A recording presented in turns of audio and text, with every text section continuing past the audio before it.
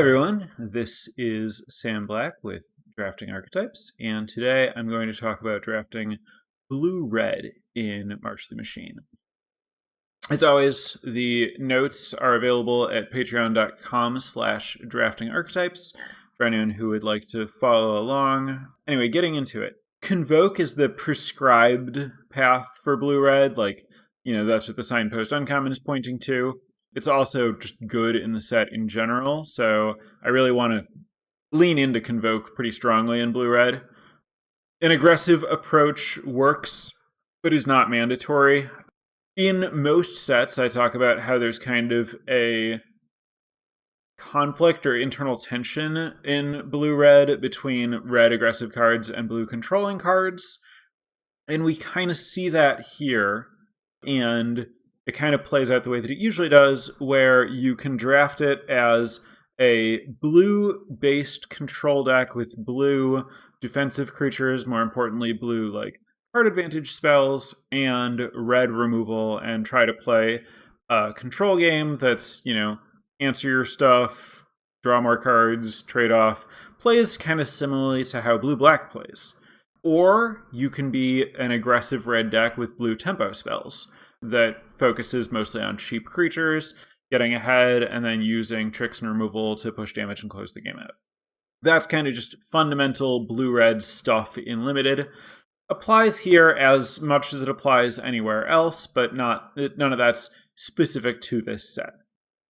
All of that's present here, but for me, the big divide between the aggressive blue-red decks and the controlling blue-red decks, to me, both of them really, really want to lean into Convoke. They both want a low curve of cheap creatures to allow them to cast expensive Convoke spells ahead of time, and in a way that's really tempo positive.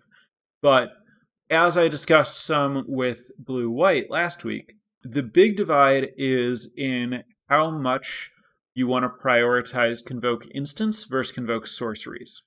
If you're defensive, the instants gain a lot of value because you get to use your creatures to block and then cast the Convoke spells basically for free. Whereas if you're aggressive, you might not care so much about getting to block, and you might be more interested in spots where you're willing to tap your creatures, giving up some damage to get another threat into play that has Convoke. So for the most part, the more aggressive you are, the more likely you are to want to put sorcery speed Convoke cards in your deck, especially things like the uncommons, the 7-mana 4/4 flying haste dragon, the Remosian Greatsword, and Astral Wingspan. All of those are cards that are pretty good for aggressive decks to push damage. They give you some kind of, evasion. If you count trample as evasion, which it more or less is, you get flying or trample or something that lets you push damage.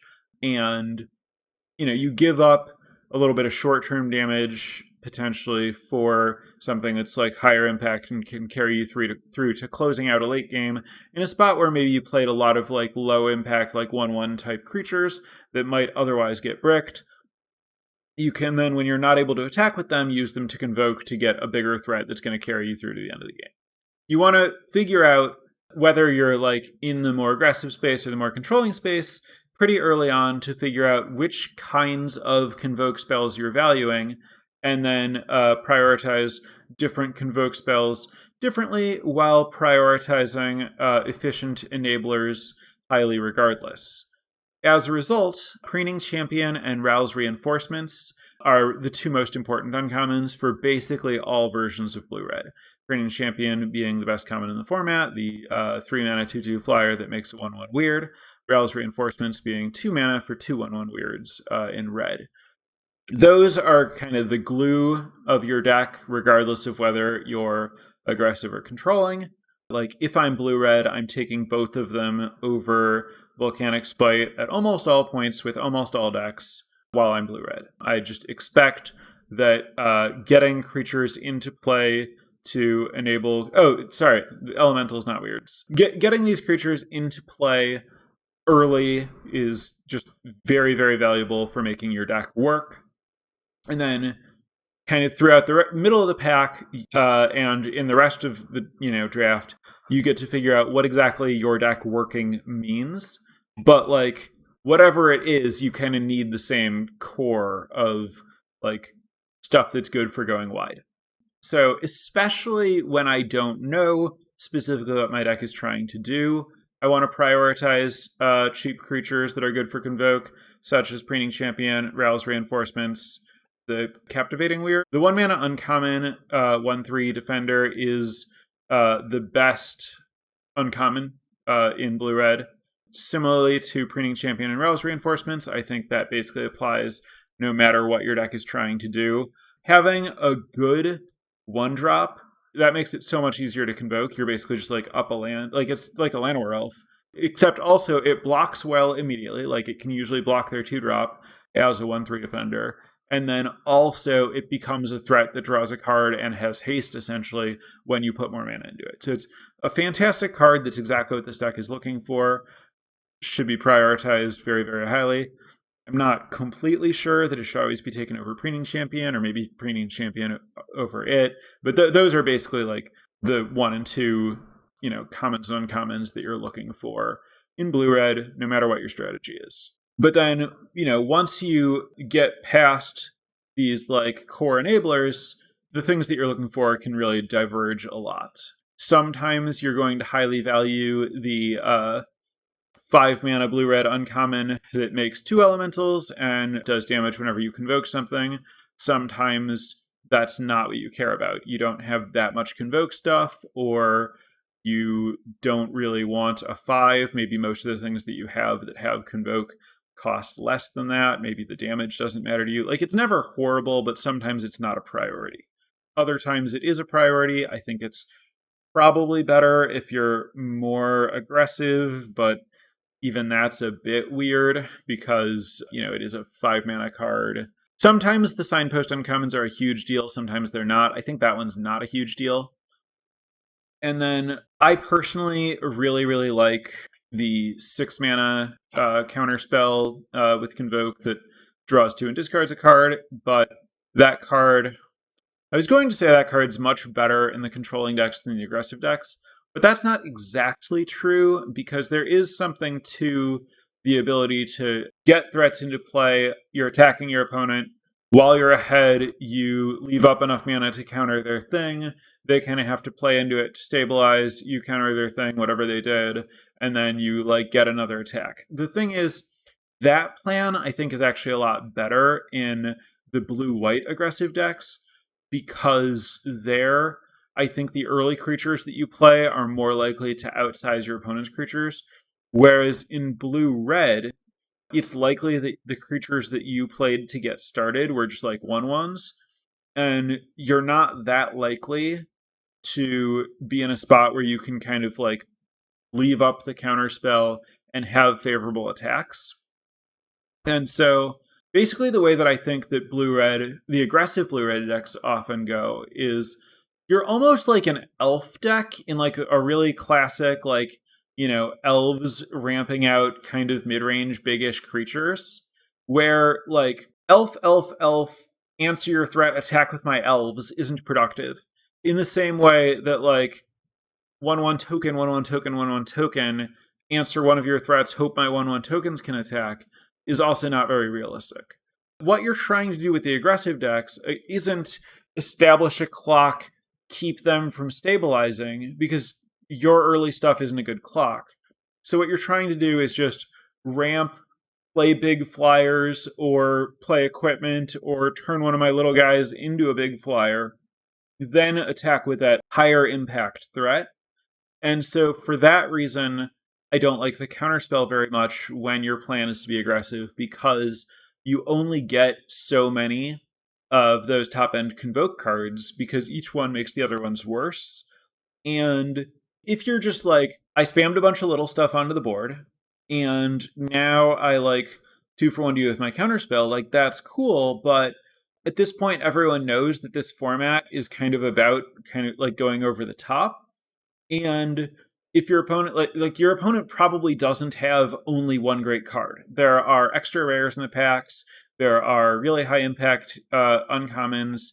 if you answer one great card from them and then they just play another one, and your deck is like relatively low impact on average because you're playing a bunch of you essentially have a lot of mana sources. If you think about all of your cheap creatures that are there to convoke as mana sources, then the idea that like, maybe you 2-for-1 them with your counterspell, but it didn't advance your game plan, and now you're essentially going to flood out.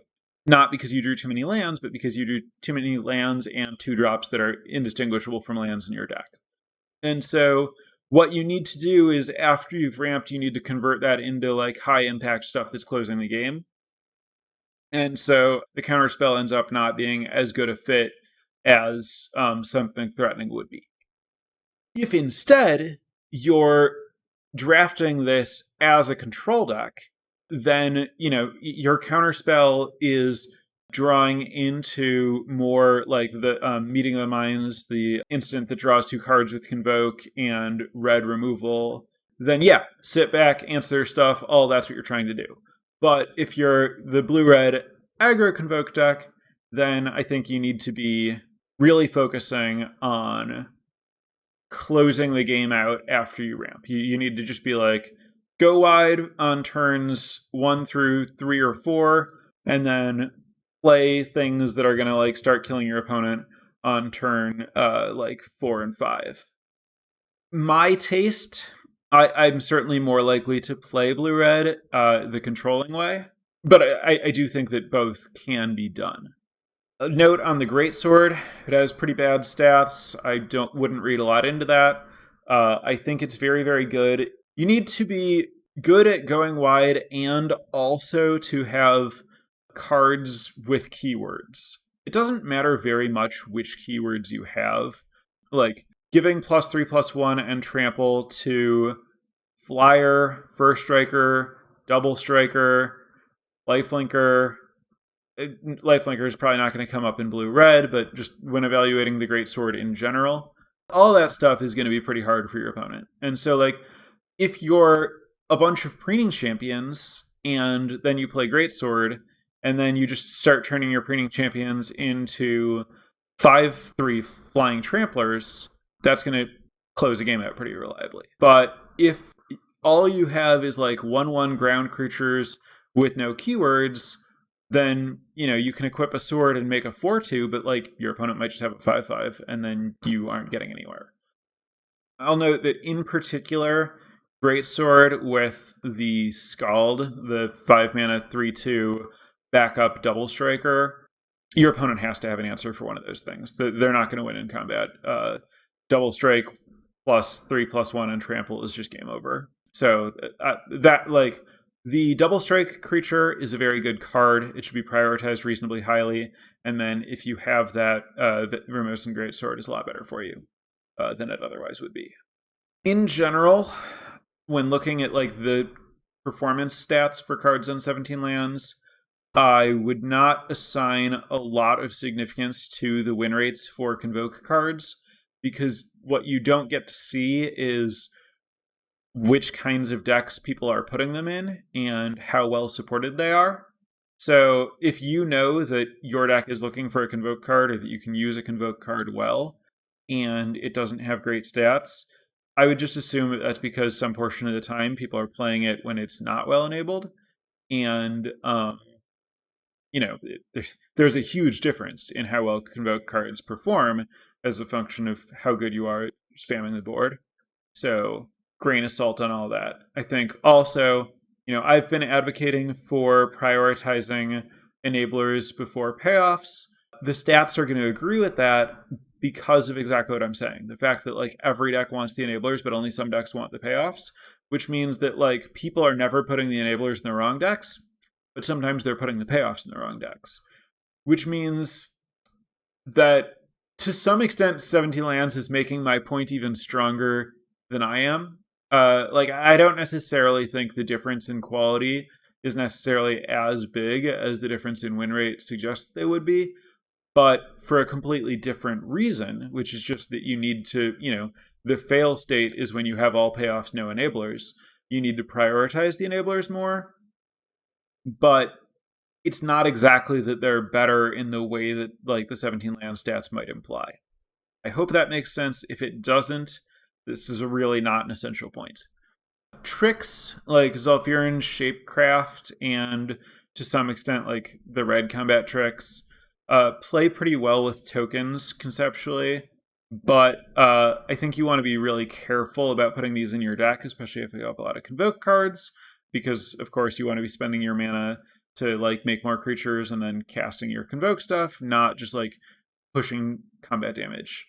If you end up, maybe you prioritized enablers and then you get toward the end of the draft and you just didn't find like good high impact Convoke cards, and now you're like, well, I have all these like little creatures and I guess I need to try to get something to happen with them, then you can like start taking and playing Zolfirin Shapecraft, which is the 2-mana instant that makes a creature 4/3 and until end of turn it draws a card, or other combat tricks, and just like try to get into combat with your creatures.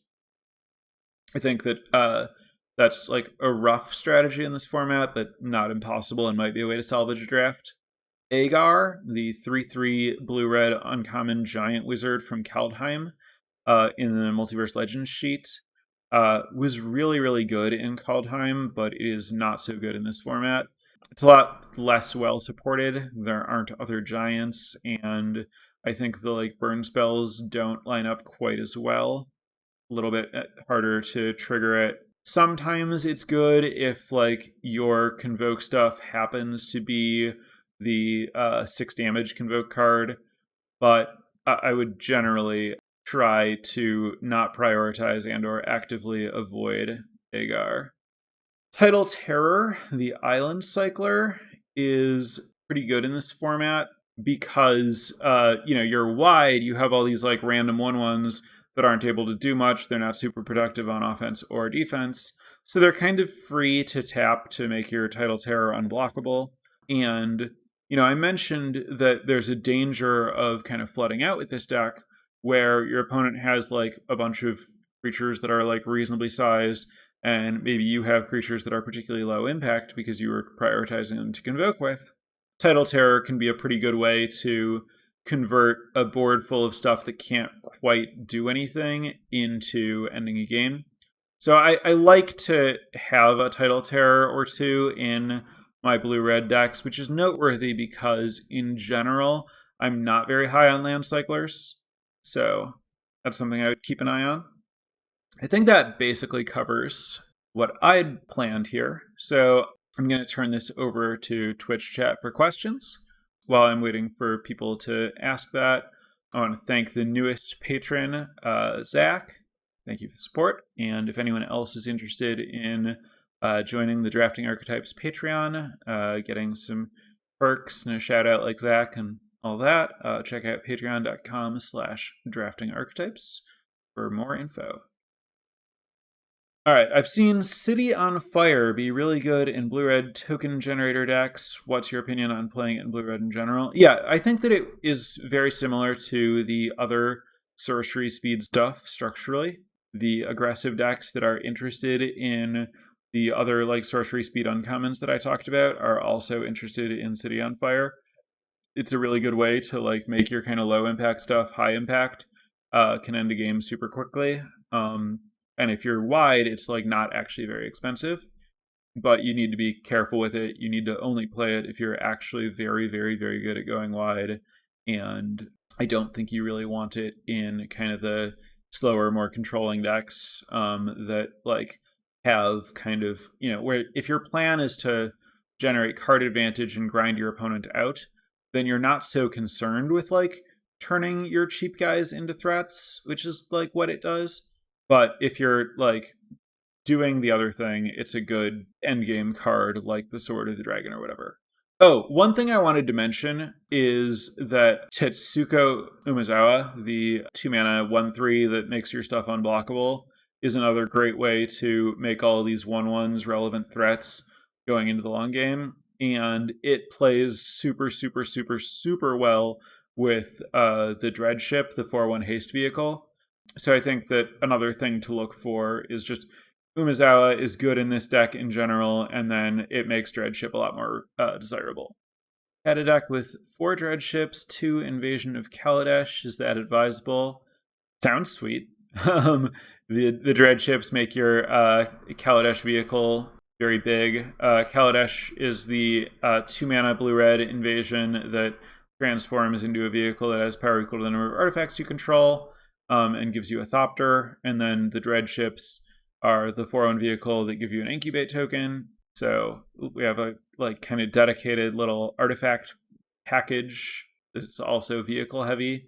I wouldn't say that that's something that's going to come up a lot in blue-red, but sounds kind of cool. Again, especially if you have Tetsuko Mizawa, that would be a really awesome package.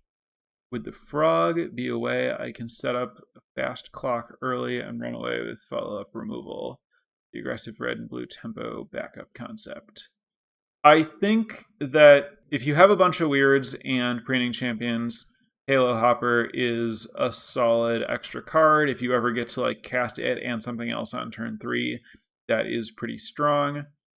I wouldn't prioritize it. I don't think it is very transformative for the archetype. I think of it as just another potential cheap creature to convoke stuff that the dream just isn't that great. But if you're there, it's a nice little perk, I guess. Is Transcendent Message worth playing? Yes, I love Transcendent Message. I've never passed one. I've played 3-in-1 deck. I think it's fantastic. How should you be getting into blue-red? Is it a great archetype in the format or a branching path for other archetypes? Largely, it's blue's the best color and red's the worst color. So this could be you got a really good red card and then you tried to draft blue because it's blue and you're blue-red because you opened a strong red card. It could be you are drafting blue because it's blue and then no one else is drafting red and so it's open and you moved in. I think both of those are totally viable ways to end up here. I think that I would never go into a draft being I really hope I'm blue-red specifically, but I also don't consider it in any way a disaster or something to avoid. And I think that you end up there fairly naturally in spots where you have a good red card or I think that the things that I described are not that uncommon because it's not hard to find red cards that work well with some of the good blue cards. And if red's open, it's reasonable to see those and move into them, right? If you start with some good blue Convoke cards and then you get past a 6th pick Rouse Reinforcements, then that would be a pretty good reason to move into red if you didn't have your foot in some other door at that point. Thoughts on Shatter the Source? Would you play 3? I think Shatter the Source is better in the grindy blue versions that are more looking for 1-for-1s than the aggressive red versions that don't want to you don't want your payoff to be that. You want your payoff to be something that's going to kill your opponent. It's tricky, of course, because it's not premium Convoke for either deck, but also the blue deck might really, really want removal and you might not have that much top end. So I could see a deck where I have pretty good enablers and then I'm playing 2 or 3 Meeting of the Minds and 3 Shatter the Source. And then, maybe 1 or 2 big things. Could be Title Terror. Hopefully it's some kind of rare, uncommon, expensive finisher or whatever. I think that it's, there are diminishing returns on them. I'm a lot more likely to play 1 or 2 than 3, but I do like the card. But I don't take it highly.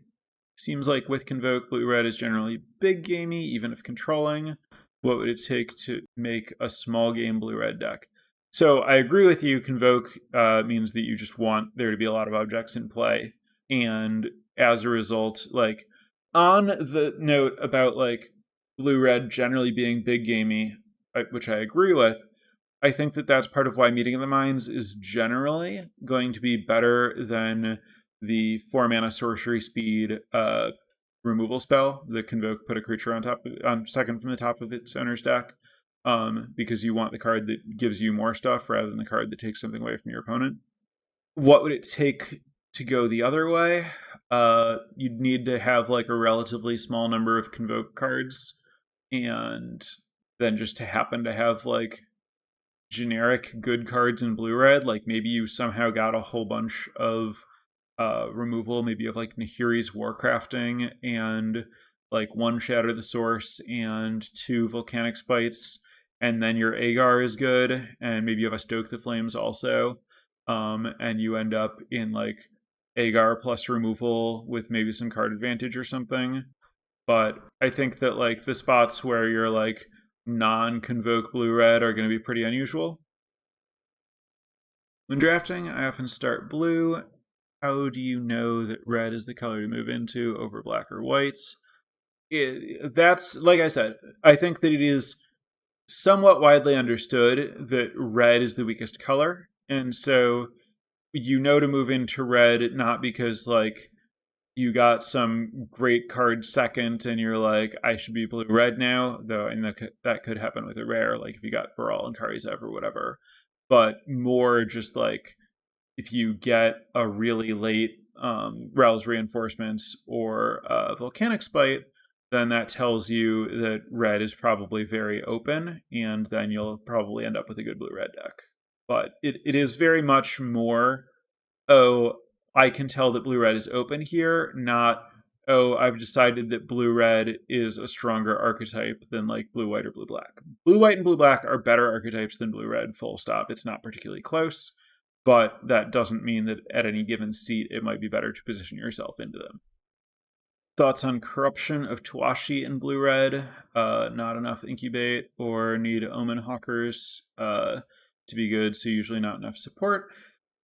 I think that Corruption of Tawashi is kind of just like supported in blue by itself. If you have like Corruption and a few Eyes of Jaxus, and there are red cards that can contribute.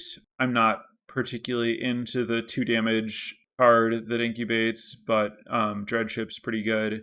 And Omen Hawker does make that whole plan better, and blue-red is kind of looking for an excuse to play Omen Hawker. So I think that you can certainly have a blue-red deck that uses Corruption of Tawashi well. I think Corruption of Tawashi is good in any kind of like slower blue deck. So I would certainly, if I had Corruption of Tawashi, try to be more, the like blue instant speed convoke stuff kind of strategy than the like go wide and slam a dragon style of strategy. But as I mentioned, I'd prefer to be there anyway. So I think Corruption can play well in a space that is very reasonable to try to be.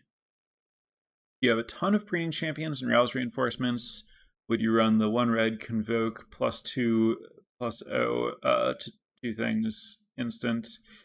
It wouldn't be my first choice. I would certainly prefer to have an expensive Convoke card in that slot, and I would probably also prefer to have Zephyr and Shapecraft.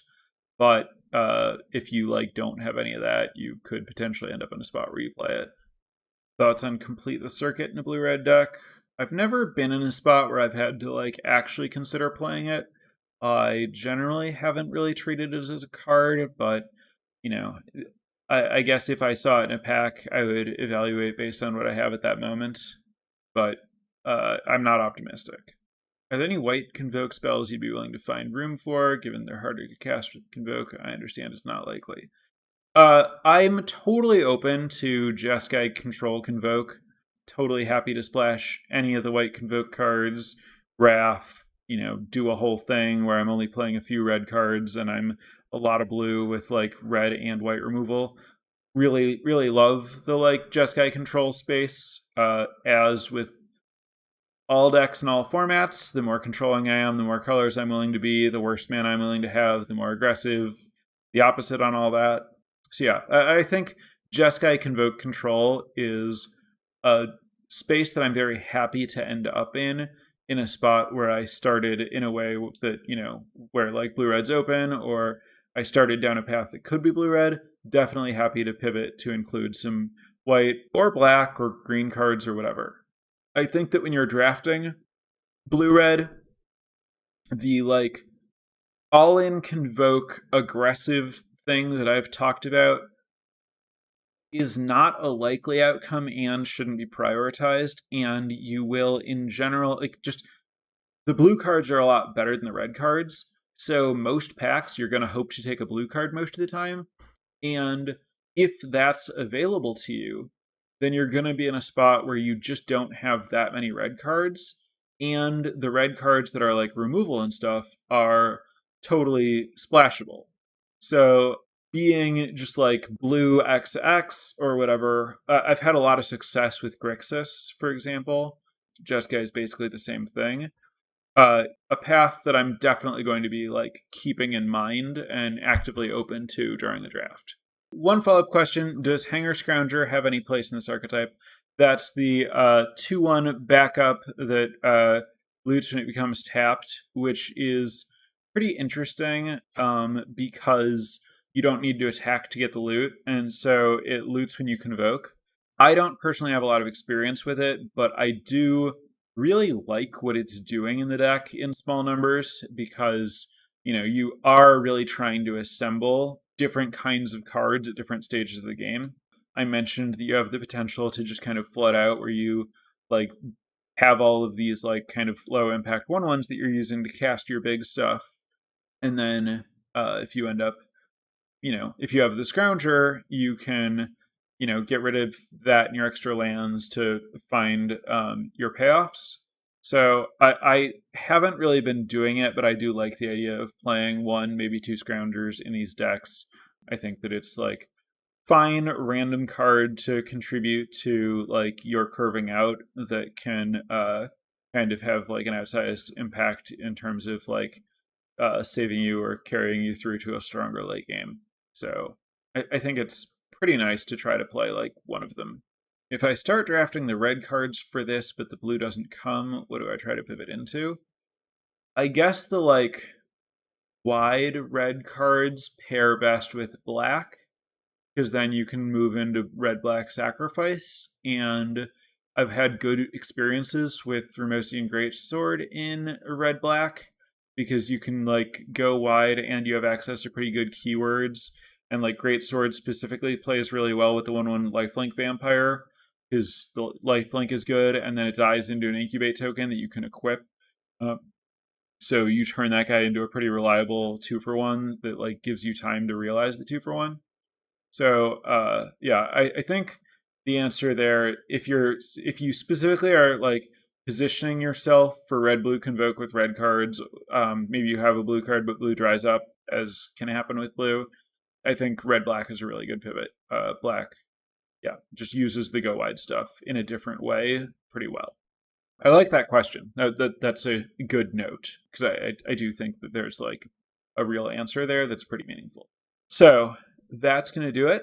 Thanks for tuning in. I'll be back next week, and again, I'll be putting up a poll in the Patreon for what I'll be talking about next week. So yeah, thanks again, and I'll be back, as I said, next week. All right, bye everyone. Prepare for light speed.